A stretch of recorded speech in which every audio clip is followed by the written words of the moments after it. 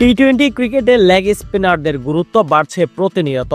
এই বাস্তবতায় বিশ্বজুড়ে ফ্র্যাঞ্চাইজি দলগুলো নজর দিচ্ছে প্রতিভাবান স্পিনারদের দিকে, তাও বিশেষ করে উপমহাদেশের কন্ডিশনে বেড়ে ওঠা বোলারদের দিকে।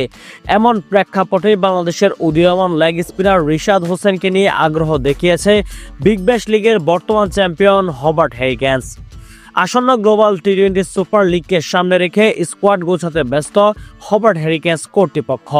ইতিমধ্যে তারা বাংলাদেশ ক্রিকেট বোর্ডের কাছে রিশাদ হোসেনের প্রাপ্যতা সম্পর্কে জানতে চেয়েছে বলে জানা গিয়েছে।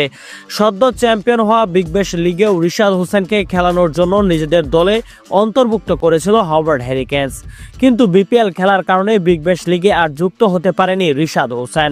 বিশ্ব ক্রিকেটে এখনও নতুন হলেও রিশাদ ইতিমধ্যে নিজের জাত চেনাতে শুরু করেছেন।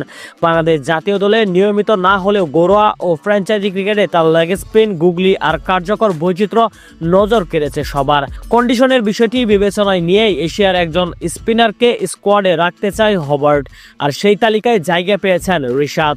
এই সম্ভাবনা বাস্তব হলে রিশাদ হোসেন হতে পারেন গ্লোবাল লিগে বাংলাদেশের অন্যতম তরুণ প্রতিনিধি, যা তার ক্যারিয়ারের জন্য হতে পারে এক বড় মাইলফলক। এখন শুধু সময়ের অপেক্ষা। বিসিবি সবুজ সংকেত দিলে হয়তো শীঘ্রই রিশাদকে দেখা যেতে পারে আন্তর্জাতিক ফ্র্যাঞ্চাইজি লিগের মঞ্চে। উল্লেখ্য, রিশাদ হোসেন এই মুহূর্তে পাকিস্তানে অবস্থান করছেন পিএসএল লিগ খেলার জন্য। প্রিয় দর্শক, আপনারা কারা কারা রিশাদ হোসেনকে রবার্ট হ্যারিকেন্সের জার্সিতে দেখতে চান, তারা অবশ্যই আমাদেরকে কমেন্ট করে জানান।